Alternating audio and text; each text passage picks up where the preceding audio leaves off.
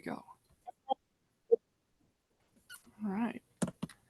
Well, welcome again to another conversation with If Only, an intellectual freedom colloquy. And our wonderful guest today is Elinor Levin, Iowa State Representative. Thank you so much for making time for us today.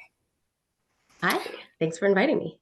Definitely. Before we would begin talking about our perspectives on intellectual freedom, may I put you on the spot and ask you a little bit about the good work you do in the state of Iowa? Sure. Just sort of a general, okay. Well, I was elected in 2022 for the first time. I represent about 33,000 people in the state legislature. In the House of Representatives, my role is to kind of three things. I look at what's happening currently in Iowa and whether there are changes that should be made. And if there's a change that should be made to our laws, then I have the opportunity to propose those changes. I look at the proposed changes that come before me, and I talk to the people that are going to be impacted. I talk to the experts in those fields and try to understand what those changes would look like on the ground in Iowa and whether or not I think that's a benefit to the people and the state and the animals and the air and the water, and then vote on whether I think those laws should pass. And then the third thing I do is that I have the opportunity to sort of advocate for constituents. So that's the kind of off to the side, but oftentimes the most rewarding aspect of the job.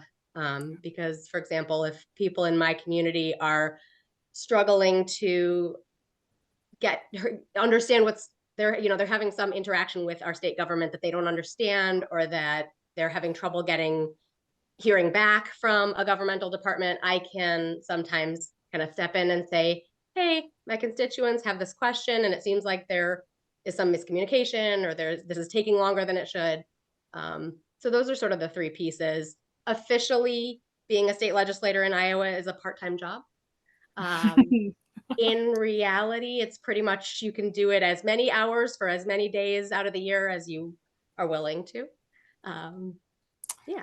So I imagine that's a job that will take as much as you'll give it, and and there could still be more to do. So again, thank you for connecting information as a form of advocacy and representation. It sounds like you and I share a little bit of some work when we think about connecting ideas with people, and I think it really lends right into our first question very well. I'm curious, how do you believe intellectual freedom contributes to a thriving society? So when we make decisions about what we want our society to look like, whether that's our laws, whether that's our customs, whether that's our structures, those systems are going to benefit more people if more people's perspectives are included. And so if there's either an implied or an outright statement of just let us handle this, we've got it figured out, that pushes people's perspectives away and stops people from thinking for themselves. And on the other hand, if there is an active process of gathering perspectives, of engaging people who are going to be impacted, then we are better able to create systems, to put in place policies, to make decisions that are going to benefit more people. And so I think that ideally, yes, people would be able to take a break sometimes from watching every single thing that our government does at a local, state, federal level. But I also think that we should be encouraged, and I was certainly encouraged through my civics education and my upbringing and my schooling, to stay engaged at some level. Not 100% of the time, not every single second, but to be paying attention and making decisions for myself and not just assume, well, people are probably going to make the decisions that are best. But to be kind of thinking about, is this an opportunity for my voice? And I really hope that other people are doing the same. That's fantastic. It really, we in the children's department will often say readers make leaders. Yeah. But I think you're really honing in on readers make informed leaders. And the way that we organize and disseminate information is important in an information age, because yeah, there's so much to discern and to winnow through all the time. So sometimes just tracking those victories or examples is very useful when we think about that power that being an informed member of society holds. And I was curious about, as a representative, but also just as a community organizer and a person who has been a thought leader in community groups, do you have like an example where intellectual freedom really came through and shined for the impact of your work? Um, that is a great question. Mhm. Um, I think for this one, I can't help but think back to so I'm a private writing tutor, but I was most recently in the real world an eighth grade an eighth grade English language arts teacher when I taught in the public schools. And Yeah. before that, I taught at a school uh, that was the residential campus of a mental medical facility for children. And Great. so we had students who, yes, the intention of the school was to advance them academically and to ensure that they didn't lose track of that academic progression.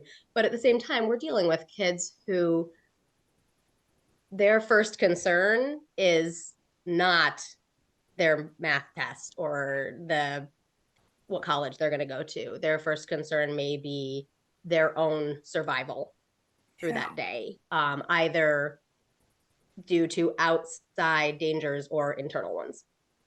And so some of the things that we were able to do there were so cool because we had small classes. And we were just so focused on getting those kids through the day and showing them that they could be successful and giving them a chance to find out what would motivate them or what would be um, the thing they wanted to be enthusiastic about and keep working on. And so some of the things, so for example, um, we had a project. I at one point kind of broached the idea with our high school class when I was teaching our high school class of studying Shakespeare and kind of just to gauge where they were at. And it was a resounding groan, fear, hatred. No one wanted Shakespeare.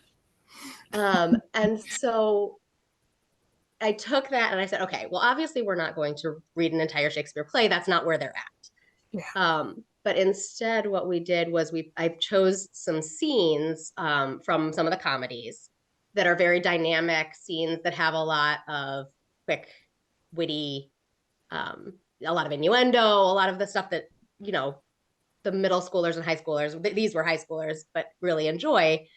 And Right. we watched a couple different versions of those scenes, and then they got to write their own versions of the scenes. Oh, wow. Okay. And I it was so much fun. But what was the coolest about it was there was one student who really did not even want to be willing to try this. Was like, I'm gonna hate this. I don't want to learn Shakespeare. I don't want to learn this weird, yeah, it's English, but it doesn't make any sense. Yeah. And by the time had written his own scene, which he cast all of the entire class in it, um, and wrote it out on a scroll, like create, and got so into it. And at the end, then hearing him talk to his parents when they came to his family members when they came to visit, not his parents, um, about yeah, I wrote like Shakespeare, and that confidence in his own ability to study something challenging and not only comprehend it, but then like take it and create something of his own. Yeah. And then seeing him kind of be able to take that with him into social studies, into social interactions, into other parts of the year, and that willingness to try something, to try learning something that he isn't quite sure about at first. Yeah. That was sort of the thing that came to mind when I read that question, even though I realize it takes a little while to weave and kind of get to the point, but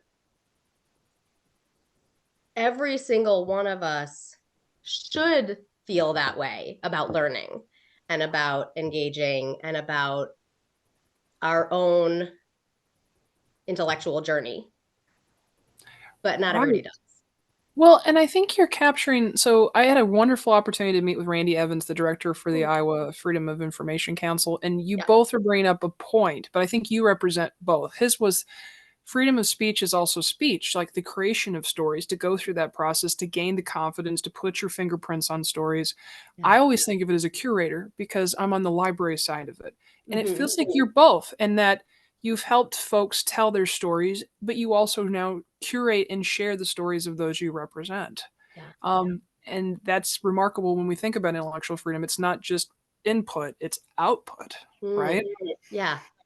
Yeah. And your point that we all bring like different values and perspectives, and we're all at different places on the timeline when we approach information. So, whether Yes. my value is surviving the day, Yeah. or my value is getting into a specific university, or maybe my value is like checking out that innuendo in Much Ado About Nothing because that's what's going to Right. make me happy today. Yeah. We all bring our own values to information, which leads us to like question three. Because we all kind of come at this differently, there can be friction. And Mhm. so I'm curious about any observations you would have about trends of friction and intellectual freedom and ways Mm. by which you think we might collaboratively go about addressing them in a productive way. Yeah, I think that I like the way you put that, the trends of friction in intellectual creativity or curiosity. We have, I, I think a lot of what I'm seeing from folks is fear. A lot of what I'm seeing from folks is fear that they're going to be forced to change, Mm, or fear that they're going to be put in situations that make them uncomfortable. And on the one hand, there's part of my mind that says those are good things. Those are being forced to change, being put in uncomfortable situations. That's how we grow. right. But at the same time, there's a part of my mind, sort of the more compassionate part of my mind, that says, but those are things that are legitimately scary. And those Yeah. are things that it is reasonable to recognize and not just say, get over it, move on. Sometimes things are going to be scary. Right. Um, and so from my experience, there are a lot of different ways to try and approach that. But what usually feels natural and comfortable for me is to approach folks who seem to be coming at something with rejection, the rejection of a new idea or a change. I try to come at it with a lot of questions about what is it that you're concerned about? What are you reacting to? Um, and sometimes people respond very clearly. They know exactly what it is that they're afraid of. And sometimes they know exactly what it is that they're reacting to. And sometimes it turns out they're not even sure exactly what they're responding to. They just don't know. And so it's scary. Um, Right. and I'm not always the person who's best positioned or has the knowledge in order to say, here's where we all are, come along with us. But sometimes it's just an opportunity to say, well, that's really good to know that, that's what you're worried about. I think that I'm not worried about that because of this. Or to say, I hadn't thought about that. That seems like a legitimate concern to me. So maybe that's something we need to pay attention to or change. Um, and again, I think that goes back to that thing of when we hear more people's perspectives and when we don't just get the surface, but we get down to the detail, the why, Mm, the what yeah. is it that's scaring you, or what is it that you're excited about, um, or what's the problem that you're trying to solve or avoid, the situation that you're trying to avoid. That's when we create better policies, put in place better systems, build a better society. Oh, I love that. I'm gonna So totally so grab I think there that. are a lot of different ways that people approach into like friction. Yeah. But for me, questions are usually the I the think go-to. when you're given an opportunity to talk about yourself, even your fears, you feel seen. And then Mhm. it's a beautiful conduit to remind other people that everyone around them likes to be seen, whether it's And stories on especially a shelf. when so many of our interactions are not a face-to-face conversation where we're sitting down across from each other. sometimes they're not even a face-to-face conversation over Zoom. So much of it is via email, via messenger, via social media posts. I think you have to make a conscious decision to not just get mad or let the surface stuff go, but to go a little bit deeper and say like, hey, I saw you said this, I'm not sure I understand, or I want to make sure that I know what you really meant here. And we all fail on that sometimes. I certainly do. Right. Because it's human and we're messy, Yeah. right? Yeah. Yeah. Well, that leads so lovely into the question four, because obviously we're in an information age, and I imagine yourself are quite inundated with messages and information from all different avenues, from TikTok to email to No snail TikTok, mail. thankfully so far. But even like online at the grocery store, Elinor, I imagine they're letting you know. And so I'm sort of curious when it comes to the technological part, and you've really isolated some, I think, some pros or cons here, but I'd love us to dig a little deeper into, do you feel like technology has contributed to both negative and positive discourse on intellectual freedom? Yeah, I certainly think there's been both positives and negatives. And I think for me, in my like information gathering through the internet, Mm-hmm. what I try to do, and again, we are imperfect creatures, but I try to avoid getting most of my information from someone telling me about someone else, like Right. whether it's an individual or a group. I try to get my information from the group or the individual themselves. And it's not always easy to even be sure whether you are doing that online. Right. But I think that at least trying to hear what people have to say about themselves or groups have to say about themselves is a good starting point. Well, and that Because, just makes my librarian heartbeat, those primary sources. yes, Yeah. yeah, yeah. And I see so many people, friends of mine, who share a lot of my ideologies and a lot of my goals, um, who don't who talk about groups of people who are dissimilar from them or from us or from whatever. And then I ask, well, like, where did you learn that? And it's from someone else who thinks like us, whether Ah, it's a comedian or whether it's a news source or whether it's a poster, a commenter online. Um, and I kind of think like, okay, so that means that might be true. That doesn't mean that is true. that's Yeah. profound, because there are affinity groups and there's like networks of support, but then there's the risk of echo chambers as Yeah. well. So it sounds like you're bravely like calling in and asking the question, like, are we sure? Right? As I don't know opposed to calling. about bravely. I'm never the person who's going to be the first one to like comment on. So, for example, we had a major news story here in Iowa yesterday. I'm Yeah. not going to go into it too much, but I haven't made any sort of posts or anything because I didn't have enough details. I didn't know enough about what was going on. Yeah. I am never going to be the first person to jump in and say something because I want to actually know what I'm talking about before I Yeah. say something. Um, and I don't mean to say that like other people who are commenting quickly don't know what they're talking about, but Right. I tend to assume I don't know what I'm talking about. To me, it's the delineation between what is content and what is information. I myself am not an Interesting. expert on the topic of yesterday. I could It's provide you content. I'm not Yeah, sure I can provide you knowledge or information. interesting. That's an Just because interesting. of, Yeah. yeah, that's fascinating. And so that kind of leads to, I'm going to lead this question five a little bit, in that when Genderqueer was the most debated book when I was the intellectual freedom chair, but then also past president of the Iowa Yeah. Library Association, I did actually like compartmentalize, because that book's kind of about me. It's a non-binary, aromantic, asexual character, right? And I'm like, I feel incredibly seen. What if this book had been around when I was in junior high, right? Yeah.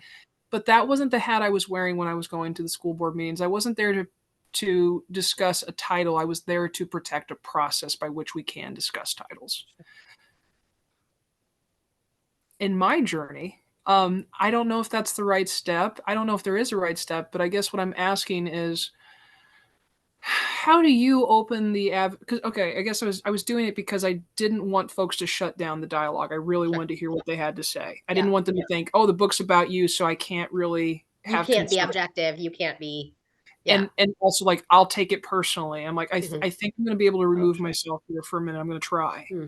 Um and so I'm sort of curious, how do you think we go about encouraging diverse perspectives without A, like letting go of our own values, Hmm.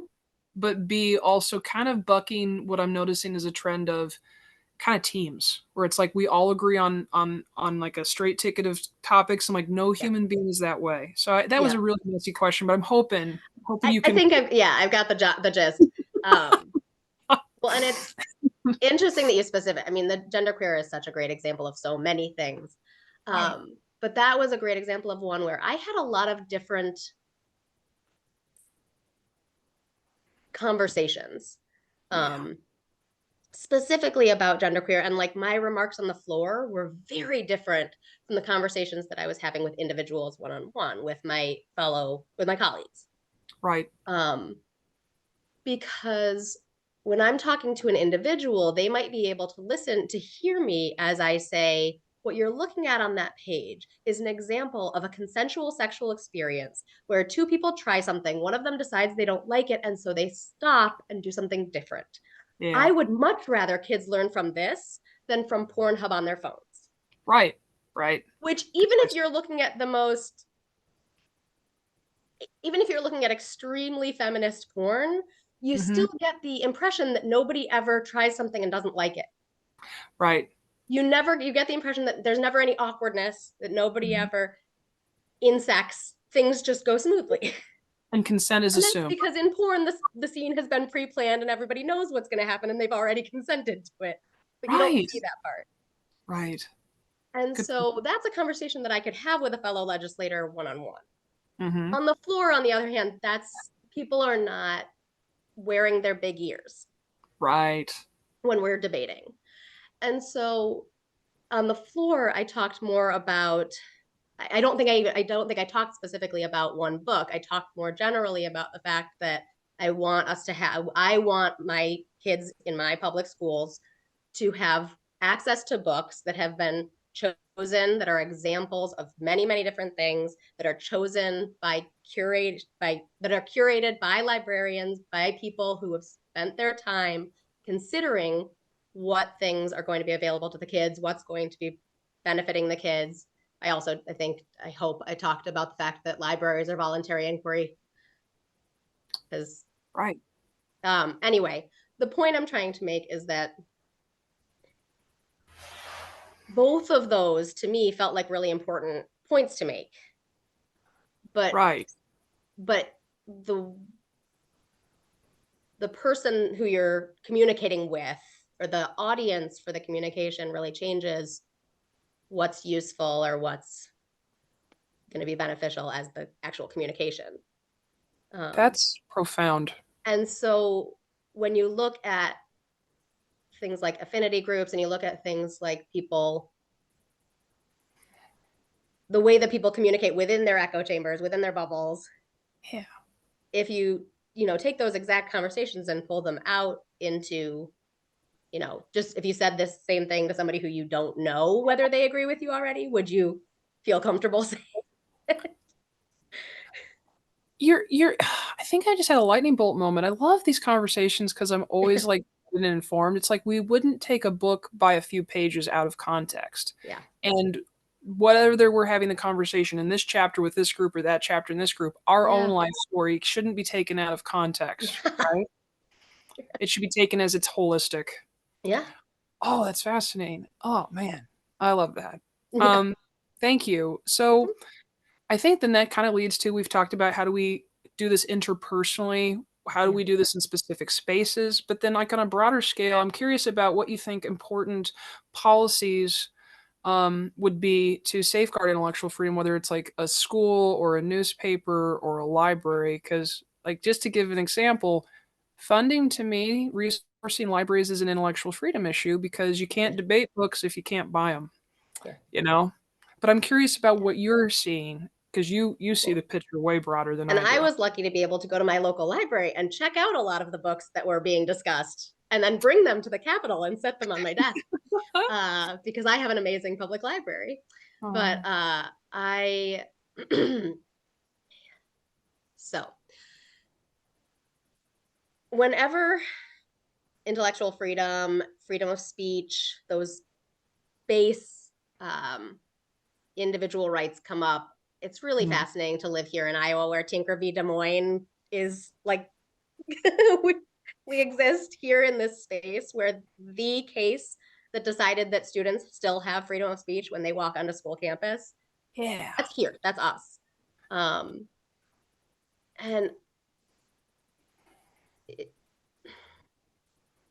it always brings me great pride, but also helps me to kind of have check my internal barometer of like, okay, is someone being harmed by this policy? Right. Is someone's access to knowledge, to information going to be harmed by this policy? Yeah. There are definitely folks who have the perspective that until a person is an adult, the information they should have access to should be exclusively determined by their family. I am not personally of that opinion. I personally think that it's great for kids to encounter things outside of what their family knows and then bring that back to their family and talk to their family about it. Right. And ideally, every kid has the kind of relationship with their family where they can do that. That's the ideal. Not the reality for every single kid, but that's what should be happening. It goes to our ancient roots too. Sorry. Yeah, well, I was just gonna say that doesn't just benefit the kid, it benefits the family. Right. Exactly. Sorry, but yeah, you're right. I didn't mean to cut your steam off. That That's was all I was great. gonna say. You're good. Well, it goes back to our ancient traditions too. Stories used to be shared orally. There was no like familial control over that, but you And would that's how bring you learn. and that's how you learned Yeah. and you grew together. So I do think about that often about how we've never really had full control or governance over the information that we take in as human beings. I can't imagine trying to manage that and navigate it for another person. Well, and the reality is that as an adult, you're going to encounter new information. And so gradually learning how to handle that, how to handle encountering new information, determining whether it fits into your understanding or whether it requires some sort of recalibration or whether to reject it. Sometimes we reject information and that's okay. That happens sometimes. But gradually learning how to do that as a child in adolescent, I think is an important process. Right. I agree because if we can't become comfortable with the unknown, again, I think it goes back to your really good first remarks about the unknown by its own nature is scary, and if we can't build resilience to the unknown, we won't really address it. We'll just try to remain in the dark because it's the easiest path, self included. Um, so we've talked about like broader policy. We've talked about communities in different spaces. I'm curious, as a person who has met and supported so many Iowans along your journey, what and just folks in general, I'm just sort of curious what you would recommend to the individual that they could do, that they have power and efficacy in doing in their own communities to champion intellectual freedom. So I would say it really depends. I would give like some little tiers, sort of.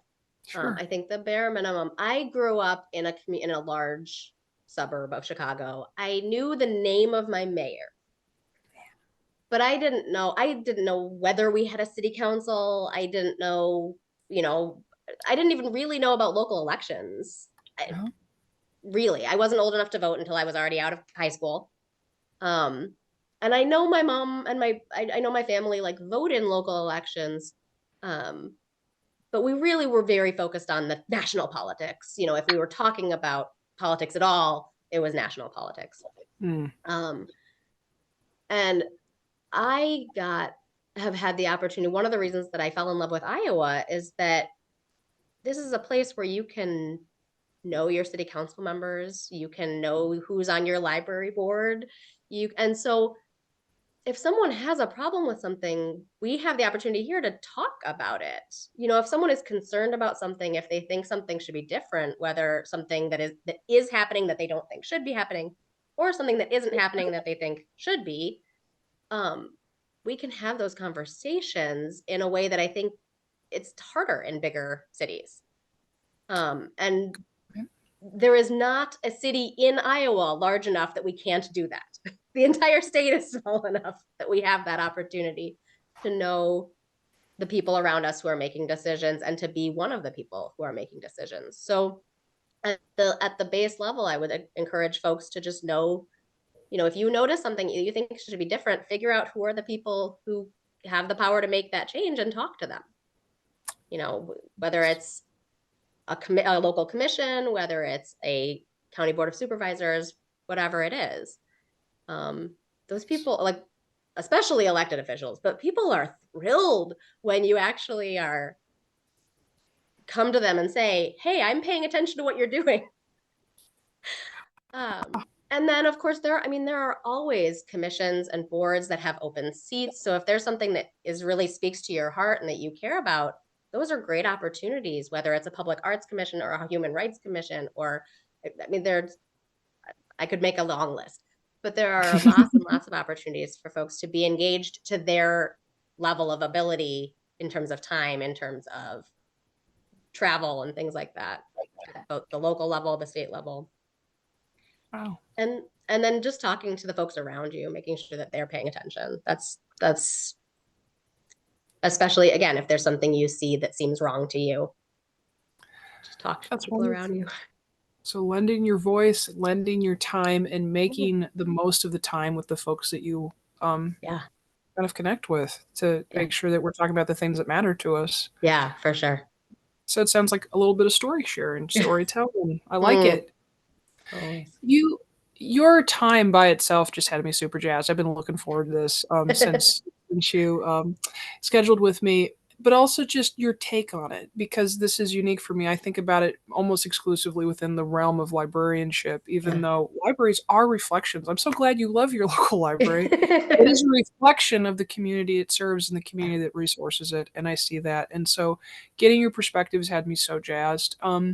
I am curious, is there anything specifically right now that has you jazzed and excited about intellectual freedom? Because I know we hear a lot about what's going on that's not great, but anything going good in your opinion?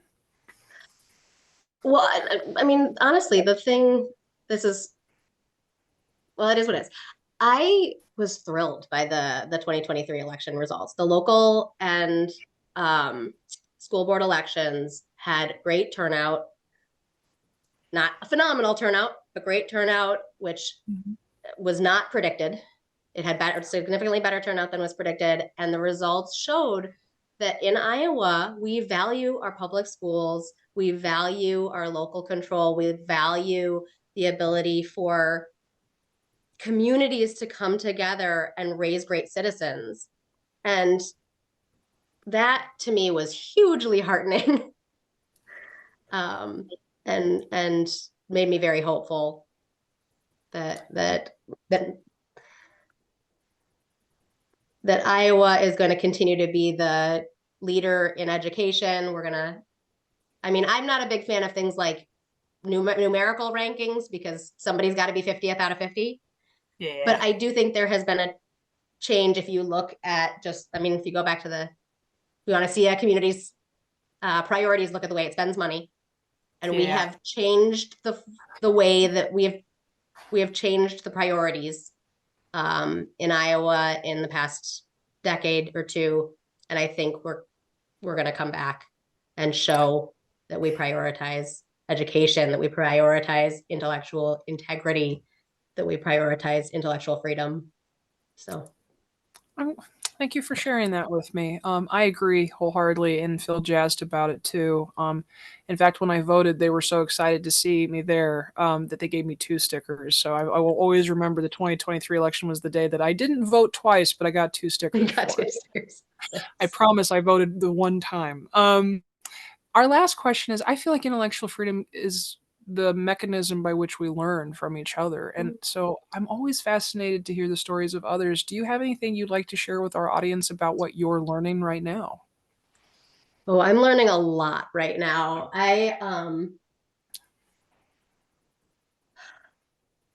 One of the challenges I have set myself for the interim, which is the time between the end of one legislative session and the beginning of the next, Mm. was there are ecological, climate, and water concerns that are very close to my heart, but that I didn't have a very good understanding of the science on. Ah. In terms of, I may understand this piece over here and this piece over here, but not necessarily how they interact with one another.